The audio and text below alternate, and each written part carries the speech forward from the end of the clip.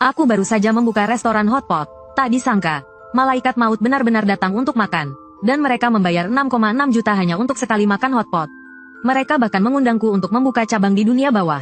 Hanya karena tanpa sengaja, aku menambahkan bahan khusus ke dalam bumbunya. Sejak malam itu aku baru tahu, hantu perlu makan dengan dipandu 3 batang dupa. Dan setelah menambahkan beberapa bahan khusus, barulah mereka bisa memakannya. Awalnya aku tidak tahu semua ini. Sampai suatu ketika secara kebetulan, 2 malaikat maut datang ke restoran hotpotku. Saat itu aku sedang bersiap untuk tutup. Tiba-tiba datang 2 orang berusia sekitar 60 tahun. Tapi wajah mereka berdua pucat pasi, seperti mayat di rumah duka. Salah satu dari mereka terus mengendus sesuatu, lalu mengucapkan kata makan. Aku baru sadar, dan berkata sambil tersenyum. Kalian berdua mau makan hotpot, kan?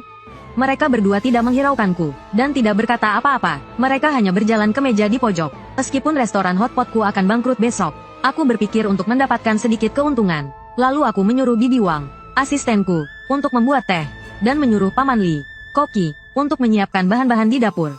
Begitu aku selesai bicara, mereka mulai bergerak. Hanya Koki Li Dewang yang tetap diam di tempat. Aku mengerutkan kening. Paman Li, kenapa wajahmu pucat sekali? Li Dewang menggelengkan kepalanya, dan bergumam, tidak apa-apa, aku pasti salah lihat. Saat itu Bibi Wang datang dan memberikan menu, dan bertanya, kalian berdua ingin kuah apa? Kami ada kuah Yuan Yang, kuah kaldu bening, dan juga kuah pedas. Gerakan kedua orang itu sangat kaku, seperti orang tidur yang tubuhnya dikendalikan. Melihat tingkah mereka, aku semakin merasa aneh. Mereka memesan dengan kaku, 20 piring irisan daging kambing, 20 piring babat, 20 piring daging renyah. Melihat mereka memesan begitu banyak, aku senang sekaligus bingung, tapi aku tidak terlalu memikirkannya, dan langsung membawa menu ke dapur. Sesampainya di dapur, aku melihat Li Dewang berdiri diam di depan wastafel. Aku memanggil, Paman Li. Li Dewang terkejut dan menoleh. Aku bertanya dengan bingung, ada apa? Lihat hantu. Mendengar kata hantu, Li Dewang menelan ludah ketakutan, dan melihat keluar dapur. Lalu bergumam pelan, bos, 2 orang di luar itu mungkin hantu. Aku melihat mereka masuk dengan jinjit. Aku benar-benar tidak habis kata. Kau pasti salah lihat. Li Dewang berkata dengan yakin. Aku melihatnya dengan jelas, bos. Aku tahu kepribadian Li Dewang. Dia tidak akan bercanda tentang hal seperti ini. Tapi mengingat Bibi Wang dan Zhang Sulin masih di luar, aku berpikir sejenak lalu berkata, cepat siapkan panci dan sayuran. Aku akan keluar sebentar. Sampai di kasir, aku melihat ke arah Zhang Sulin dan Bibi Wang, lalu berkata, kalian berdua, tolong bantu di dapur. Aku yang akan mengurus tamu di meja ini. Aku mengambil teko dari tangan Bibi Wang, dan berjalan ke arah kedua orang itu. Dengan senyum di wajahku, aku berkata, maaf, tabung gas di meja ini habis. Bisakah kalian pindah ke meja sebelah? Mereka berdua tidak berkata apa-apa, dan langsung berdiri lalu berjalan ke meja sebelah. Aku diam-diam melihat ke arah kaki mereka. Tadinya aku tidak tahu, tapi setelah melihatnya, aku terkejut. Astaga, kedua orang tua ini benar-benar berjalan jinjit. Melihat itu, aku langsung panik. Setelah mereka berdua duduk, aku berusaha tetap tenang, dan memaksakan senyum. Lalu berkata, tunggu sebentar. Aku akan ke dapur untuk melihat apakah makanannya sudah siap. Sampai di dapur, ketiganya terlihat tegang. Jelas Li Dewang sudah menceritakan kejadian tadi. Mereka bertiga menatapku, menunggu jawabanku. Aku mengangguk. Mereka bertiga langsung panik. Tapi aku tetap tenang, dan berkata kepada Li Dewang, Paman Li, cepat siapkan makanannya. Bibi Wang, kalian bantu di dapur. Aku akan melayani kedua kakek kotor ini. Asal kita layani mereka dengan baik, kita tidak akan kenapa-napa. Hotpot pedas dan sayurannya cepat disiapkan. Dengan gugup, aku menyajikannya di meja. Gulungan daging kambing baru saja direbus sebentar. Kedua orang itu langsung melahapnya. Cara makan mereka seperti serigala lapar. Mereka hanya mengunyah sedikit lalu menelannya. Begitu banyak makanan, dalam sekejap langsung habis. Aku bergegas ke dapur dan menyuruh Li Dewang untuk menyiapkan makanan lagi. Aku hanya ingin melayani kedua orang tua ini dengan baik, agar mereka cepat pergi. Tak lama kemudian, mulut mereka penuh dengan minyak. Mereka berjalan ke kasir. Salah satu dari mereka berkata, dengan nada suara yang menyeramkan, bos, bumbu apa yang kau tambahkan ke hotpot ini? Enak sekali. Dengan ragu, aku menjawab, kuma-kuma. Aku memang menambahkan sedikit bumbu ke dalam hotpot ini. Tapi aku tidak tahu apa itu. Bentuknya mirip kuma-kuma, tumbuh di kebun belakang. Aku juga tidak menemukannya di internet. Jadi aku memetik beberapa dan menumisnya. Setelah ku coba, rasanya enak, agak manis dan memiliki aroma yang unik. Jadi aku menggunakannya sebagai bumbu untuk hotpot. Pria itu mengangguk, dan bertanya, berapa harganya? 660 yuan. Aku langsung menyesal setelah mengatakannya. Keduanya mengerutkan kening. Jelas mereka merasa agak mahal. Aku hendak meralat ucapanku, tapi pria itu mengeluarkan kantong kecil dan meletakkannya. Kemudian mereka berdua berbalik dan pergi. Melihat mereka pergi, aku akhirnya merasa lega. Namun saat itu, salah satu dari mereka tiba-tiba menoleh, memutar kepalanya 180 derajat, lalu menyeringai dan berkata, bos, Restoran hotpotmu enak, kami berdua akan datang lagi. Aku berusaha tetap tenang, dan memberikan senyum canggung. Setelah mereka benar-benar pergi, aku membuka kantong uang itu dan melihat. Isinya koin tembaga, terasa dingin saat disentuh, tetapi sangat hitam. Tidak ada warna kuningan seperti koin tembaga pada umumnya. Aku meletakkan kantong uang itu di kasir, dan segera menyuruh Li Dewang dan yang lainnya pulang. Aku juga kembali ke kamarku dan langsung tidur. Namun keesokan paginya, sebelum aku bangun, aku menerima telepon dari kantor polisi. Aku diminta pergi ke kantor polisi untuk memberikan keterangan. Sesampainya di kantor polisi, setelah mendengar penjelasan polisi, kami berempat merinding ketakutan. Ternyata kedua orang itu sudah meninggal seminggu yang lalu. Jasad mereka ada di kamar mayat. Tapi entah bagaimana, tadi malam mereka bergerak sendiri, dan pergi ke restoran hotpotku. Kami berempat menceritakan pengalaman tadi malam. Setelah mencatat keterangan kami, polisi memperbolehkan kami pergi, dan berpesan agar kami tidak menyebarkan kejadian ini. Saat pergi, seorang pendeta Tao berjubah kuning memanggilku, dan bertanya apakah kedua orang itu meninggalkan sesuatu. Aku menggelengkan kepala dengan bingung dan berkata, tidak. Pendeta Tao itu tampak kecewa, tapi kemudian teringat sesuatu, dan memberiku kartu namanya. Aku menerima dan melihat kartu nama itu. Tertulis Biro Paranormal, Zhang Baofeng, beserta nomor telepon. Meskipun pendeta Tao itu tidak mengatakan apa sebenarnya kedua orang itu, aku bisa menebaknya. Aku bertanya apakah makhluk kotor itu akan mengganggu kami. Mendapatkan jawaban iya dari pendeta Tao. Aku akhirnya merasa lega. Setelah kembali, kami mengadakan makan malam perpisahan. Setelah membayar gaji mereka bertiga, aku berencana untuk meminta kembali uang jaminan dari pemilik rumah. Tapi karena sudah malam, aku memutuskan untuk melakukannya besok. Lalu aku naik ke atas untuk istirahat. Aku berbaring di tempat tidur, memikirkan tentang pertemuan dengan dua orang tua itu. Dan tanpa sadar tertidur, dalam keadaan setengah sadar, aku mendengar suara ketukan pintu. Tok tok tok tok. Aku membuka mata dengan kesal, dan hendak memaki. Tapi ku dengar seseorang berkata, "Bos, bangun dan buka tokonya." Begitu suara itu terdengar, kulit kepalaku langsung merinding. Suara ini sangat kukenal. Itu suara kedua orang tua tadi malam. Orang itu melanjutkan, "Aku tahu kau belum tidur. Lihatlah apa yang ada di sampingmu." Aku melirik ke samping, dan langsung terpaku ketakutan. Aku melihat diriku masih terbaring di tempat tidur. Sementara aku berdiri di samping tempat tidur. Sebelum aku sempat tersadar, kulihat dua sosok berdiri di sudut kamar. Salah satu dari mereka berkata, "Tenang. Kami malaikat maut." Mendengar kata malaikat maut, aku langsung teringat sesuatu. Aku bertanya, apakah umurku sudah habis? Sambil panik menjelaskan, seumur hidupku, aku tidak pernah berbuat jahat. Masa aku harus mati sebelum menyentuh wanita? Malaikat maut itu mendengarnya, lalu berkata dengan kesal, lihat dirimu yang tidak berguna ini. Kami bukan datang untuk mencabut nyawamu, tapi ingin meminta bantuanmu. Rasa hotpot di restoranmu itu mantap. Kami berdua melakukan sedikit kesalahan, dan ingin menjamu tamu penting di restoranmu. Mendengar ini, aku langsung melambaikan tangan, menolak. Restoran hotpotku bangkrut, sudah tutup. Malaikat maut yang lain mendengarnya, mengerutkan kening. Rasanya begitu enak. Sayang sekali kalau tutup. Lagi pula, kami berdua bergantung pada restoran hotpotmu untuk menyelamatkan hidup kami. Aku mendengarnya dan ingin menangis. Mengeluh, apa gunanya hantu menganggap rasanya enak? Manusia yang harus menganggapnya enak. Lalu berkata, aku juga ingin terus membuka. Tapi bisnisnya sepi, asa sewa toko habis. Dan aku tidak punya uang untuk melanjutkan sewanya. Malaikat maut itu mendapat ide. Tersenyum. Kau tidak bisa menghasilkan uang di dunia manusia. Kau bisa menghasilkan uang di dunia akhirat. Aku berkata dengan putus asa. Tuan-tuan, uang akhirat kalian tidak berlaku di dunia manusia. Malaikat maut itu menunjukkan senyum misterius. Uang akhirat di tanganmu memang tidak berguna. Tapi di tangan orang lain, siapa tahu. Ada pepatah yang mengatakan, uang bisa membuat hantu menggiling. Malaikat maut yang lain mengeluarkan sebuah buku, dan melemparkannya. Kami berdua harus kembali ke neraka untuk melapor. Tamu penting itu akan tiba 3 hari lagi. Kau harus bersiap-siap. Kami sudah menulis caranya di buku ini. Setelah mengatakan itu, keduanya menghilang. Setelah keduanya pergi, aku tiba-tiba terbangun. Kusadari hari sudah pagi. Aku pikir itu hanya mimpi. Tapi ketika melihat di kepala tempat tidur, buku kisah aneh Yin dan yang menguning itu, aku tahu ini nyata. Aku mengambil buku itu, dan membukanya. Selembar kertas jatuh dari dalamnya. Di atasnya tertulis, hantu berbeda dengan manusia. Hantu yang ingin makan makanan manusia hanya punya 2 cara. Entah merasuki tubuh manusia, atau menggunakan sesuatu yang telah direndam dalam daun pohon willow berusia 100 tahun. Lalu tancapkan 3 dupa king siang. Dupa ini harus diminta dari vihara atau kuil Tao yang berjasa. Lalu tidak ada lagi. Aku membuka-buka catatan aneh Yin yang dengan perasaan tak percaya. Isi di dalamnya, harus kuakui, buku ini cukup lengkap. Mulai dari Feng Shui dan ramalan nasib, hingga Kimen Dunjia dan Bagua. Semuanya tercatat. Aku menemukan catatan tentang mata uang akhirat. Tapi tidak seperti yang kubayangkan. Mata uang akhirat memang uang kertas arwah. Tapi karena orang-orang zaman sekarang membakarnya begitu banyak ke alam baka, nilai terendahnya dimulai dari miliaran. Akibatnya, sistem mata uang akhirat sudah runtuh. Tapi masih ada yang namanya uang hantu. yaitu koin tembaga yang kuterima tadi malam. Setelah menyimpan catatan aneh Yin Yang, aku melihat sekantong kecil koin tembaga itu. Lalu aku mengeluarkan ponselku dan menelepon Zhang Baofeng. Tak lama kemudian, telepon diangkat. Zhang Baofeng terdengar malas. "Halo, siapa ini?"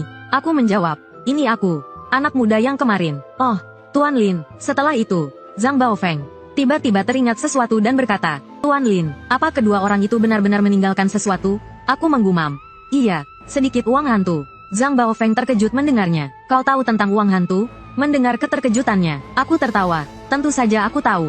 Aku justru mau tanya, apa kau membutuhkannya?" "Aku sedang butuh uang, harus kutukar dengan uang duniawi." Zhang Baofeng setuju. "Bisa. Kau di mana sekarang? Biar aku yang menemuimu." Aku menutup telepon. Zhang Baofeng mengirimiku sebuah lokasi. Sesampainya di lokasi yang disebutkan Zhang Baofeng, ternyata sebuah restoran kecil. Zhang Baofeng mengenakan pakaian biasa, dengan wajah tersenyum. "Tuan Lin, apa kau benar-benar punya uang hantu?" Tentu saja, aku hendak mengeluarkan kantong uangnya, tapi dihentikan oleh Zhang Baofeng.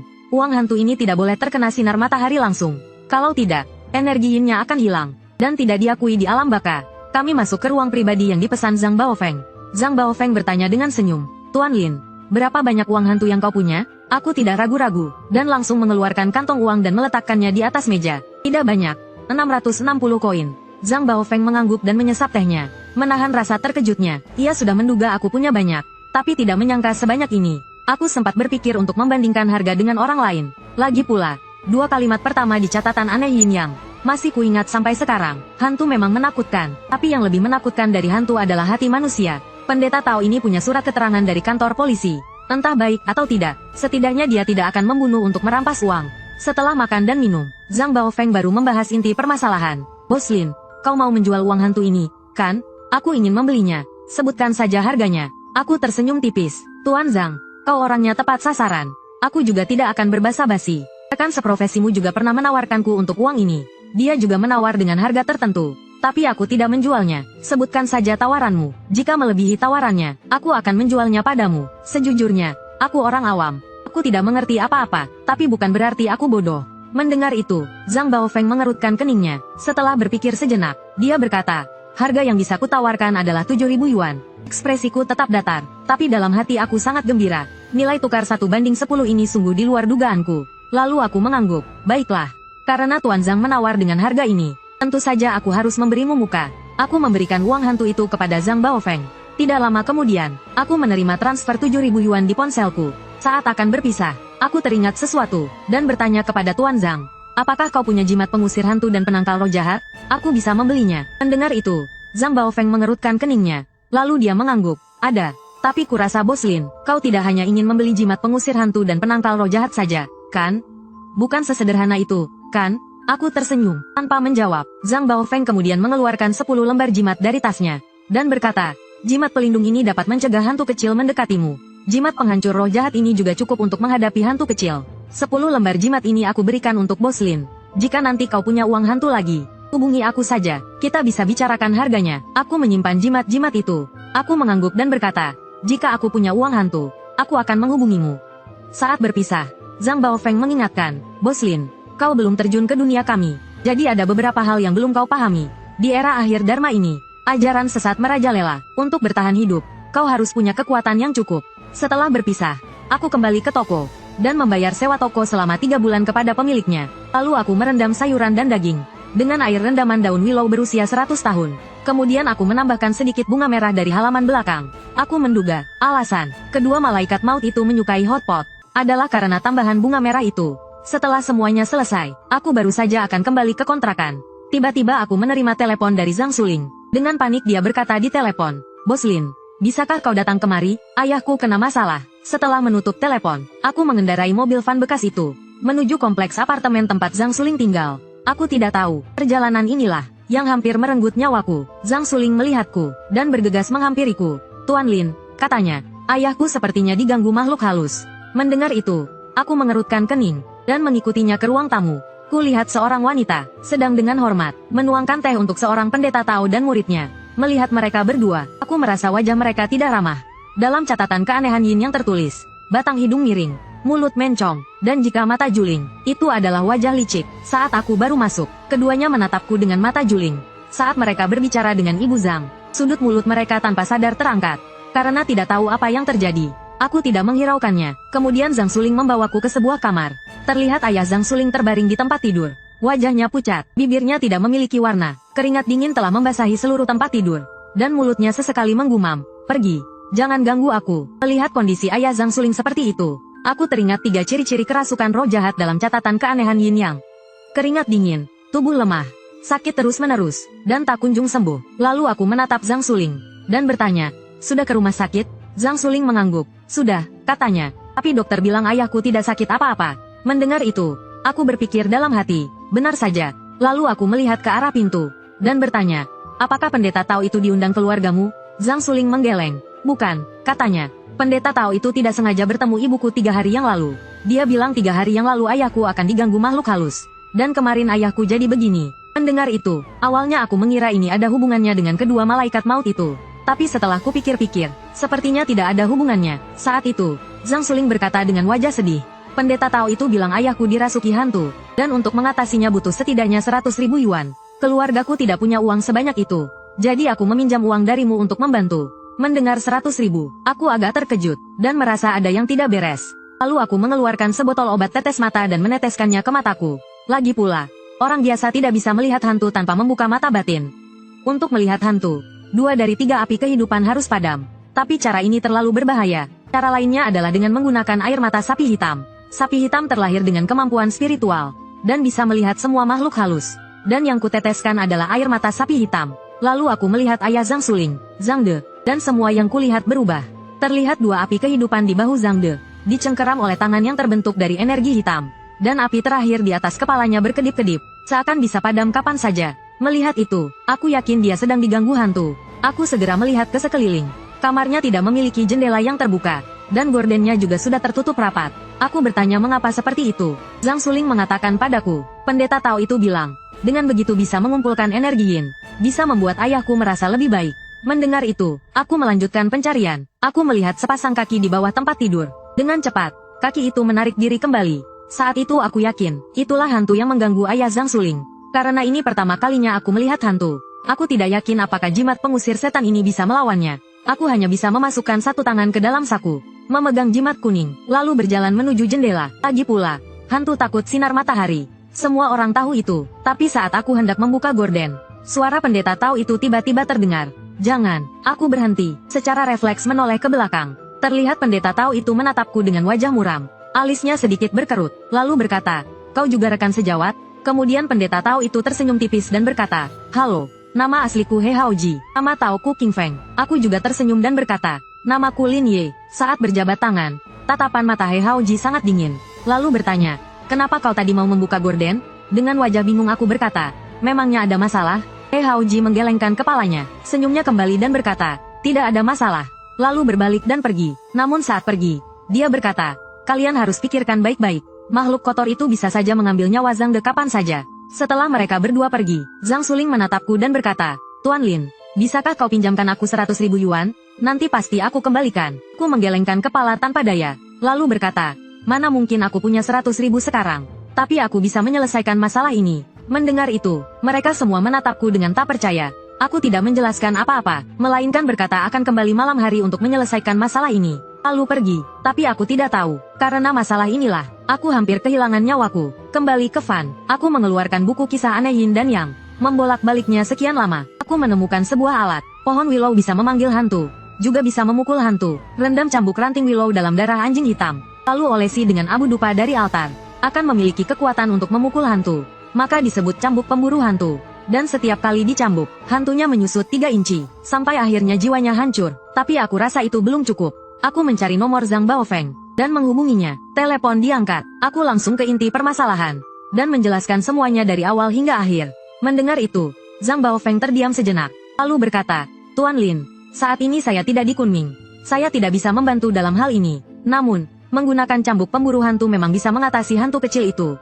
Mendengar cambuk pemburu hantu memang berguna, aku menutup telepon, dan pergi untuk mengumpulkan bahan-bahannya. Sore hari, saat matahari terbenam, aku kembali ke rumah Zhang Suling dengan cambuk pemburu hantu yang sudah jadi. Sebelum matahari terbenam, aku sudah berpesan pada Zhang Suling untuk memindahkan Zhang De ke kamar lain. Saat ini, matahari sudah terbenam, dan langit kembali gelap. Hantu kecil itu akan segera keluar. Melihat pintu kamar yang tertutup rapat, aku menarik napas, dan langsung mendorong pintu. Lalu aku menutup pintu. Lampu di dalam kamar menyala. Hantu kecil itu bersembunyi di bawah tempat tidur. Saat aku hendak berjalan ke sana, klik, lampu tiba-tiba mati. Melihat itu, aku langsung mencambuk. Terdengar jeritan. Terlihat sesosok hantu kecil setinggi 1,5 meter dengan rambut tergerai. Wajahnya pucat. Aku mencambuknya lagi. Hantu itu menyusut 3 inci lagi. Zhang Suling dan putrinya yang berada di luar mendengar jeritan itu, dan mundur beberapa langkah ketakutan. Aku terus mencambuki hantu kecil itu tanpa ampun. Lalu aku menempelkan jimat penghancur. Hantu kecil itu langsung hancur menjadi asap. Aku pikir akan terjadi pertarungan sengit. Tapi ternyata hantu kecil itu dihajar habis-habisan. Setelah hantu itu diatasi, Zhang De secara ajaib sembuh. Keluarga Zhang Suling sangat berterima kasih dan ingin bersujud padaku. Zhang Suling juga sangat berterima kasih. Hampir saja menyerahkan dirinya padaku. Malam itu aku tidak pulang, dan menginap di rumah Zhang Suling. Pagi harinya, Pendeta Tao dan muridnya datang lagi. Melihat Zhang De sehat walafiat, dan aku juga ada di sana. He Haoji langsung mengerti sesuatu.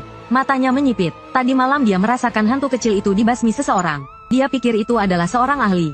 Ternyata aku memegang parang, dan tersenyum kepada mereka berdua. Makhluk kotor yang mengganggu Paman Zhang sepertinya sudah pergi. Pendeta tidak perlu repot-repot lagi. Meskipun aku tidak yakin bisa melawan hantu, tapi aku sangat yakin bisa melawan manusia. 2 tebasan pasti akan membuat orang tua itu berdarah. Karena sudah begini, meskipun He Haoji marah, dia hanya bisa menyerah. Dia mendengus dingin, membawa muridnya berbalik dan pergi. Melihat mereka berdua pergi, aku menghela nafas lega. Aku juga pamit dan pergi. Tapi baru saja sampai di bawah kompleks, 2 sosok tiba-tiba muncul di belakangku. Masing-masing memegang 1 bahuku. Pada saat yang sama, He Haoji melirik cambuk pengusir hantu di pinggangku. Dengan dingin berkata, "Nak, cara membuat cambuk pengusir hantu ini, dari mana kau mempelajarinya?" Aku menjawab, "Mendengarnya dari generasi yang lebih tua. Sekarang banyak orang di kompleks. Aku merasa berani." He Haoji tidak marah, melainkan tertawa dingin. Tidak kusangka, rencanaku digagalkan oleh orang awam. Kali ini aku mengaku kalah. Setelah mengatakan itu, mereka berdua melepaskan bahuku, melangkah pergi dariku. Aku melihat punggung mereka yang pergi. Agak terkejut, setelah kembali ke toko, mengeluarkan sayuran dan daging, yang telah direndam dalam air daun willow berusia seabad. Sudah malam, aku merasa bahuku semakin pegal, lalu berjalan menuju rumah sewaku. Tapi anehnya, hari sudah larut malam, pejalan kaki di sekitar semakin banyak, dan pakaian mereka sangat aneh. Aku sedang bertanya-tanya mengapa ada begitu banyak orang malam ini. Secara tidak sengaja aku menabrak seorang gadis bergaun putih. Secara refleks aku berkata, "Maaf." Gadis itu tampak terkejut. "Kau bisa melihatku?" "Tentu saja aku bisa." Tapi sebelum selesai bicara, aku pemilik Ye Lai Xiang. "Maaf atas kejadian tadi. Jika ada yang bisa kubantu, datanglah kepadaku." Setelah meninggalkan toko peti mati, aku menelepon Zhang Baofeng. Aku bertanya apakah ada cara untuk mematahkan tepukan 2 hantu di bahu. Zhang Baofeng menjawab, "Ada. Tapi kau tak akan sanggup melakukannya, kecuali kalau si pendeta tua itu tidak mengejarmu langsung, dan menyelamatkan hantu-hantu kecil itu. Kau bisa sembunyi di kuil atau wihara. Tunggu aku kembali untuk menyelesaikannya." Mendengar itu, hatiku hancur berkeping-keping. Hanya dalam 1 malam, aku hampir mati. Tapi sampai sekarang, tidak ada cara lain. Lagi pula, malam ini aku harus membuat hotpot untuk kedua malaikat maut itu. Jadi aku bertanya pada pendeta Zhang, jika aku membunuh penyihirnya, apakah tepukan 2 hantu di pundak ini bisa dipatahkan? Zhang Baofeng di seberang telepon jelas tidak menyangka aku akan menanyakan ini. Setelah lama terdiam, dia hanya mengucapkan kata bisa. Mematikan telepon, mataku menyipit. Aku segera membuat beberapa cambuk pengusir hantu. Pukul 12 malam. Malam ini adalah waktu yang dijanjikan untuk membuat hotpot bagi kedua malaikat maut itu. Semua lampu di toko sudah kunyalakan. Saat ini, aku memegang cambuk pengusir hantu di tangan kiriku, dan golok di tangan kananku. Selama aku bertahan sampai malaikat maut datang, aku tidak akan mati. Setetes air jatuh. Aku mendongak dengan tiba-tiba. Terlihat gumpalan air hitam muncul di langit-langit. Gumpalan air itu tiba-tiba merayap turun. Aku mengayunkan cambuk pengusir hantuku dengan keras. Gumpalan air hitam itu hanya terlempar keluar, dan tidak terluka. Aku kemudian mengeluarkan kapak pemutus roh jahat. Tapi tiba-tiba tanah di bawah kakiku melunak. Setengah badanku terbenam ke dalam tanah.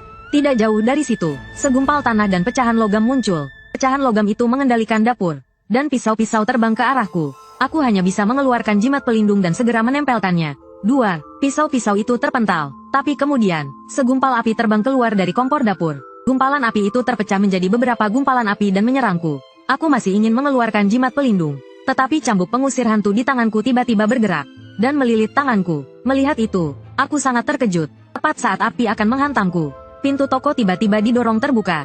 Sesosok muncul, hanya dengan mengangkat tangan, dan mengayunkannya. Api itu langsung menghilang. Pria parubaya itu mengenakan pakaian polisi kuno, Melihat gumpalan-gumpalan ini, dia mencibir dan berkata, teknik mengendalikan hantu 5 elemen. Cukup menarik. Pria parubaya itu menoleh ke arahku dan bertanya,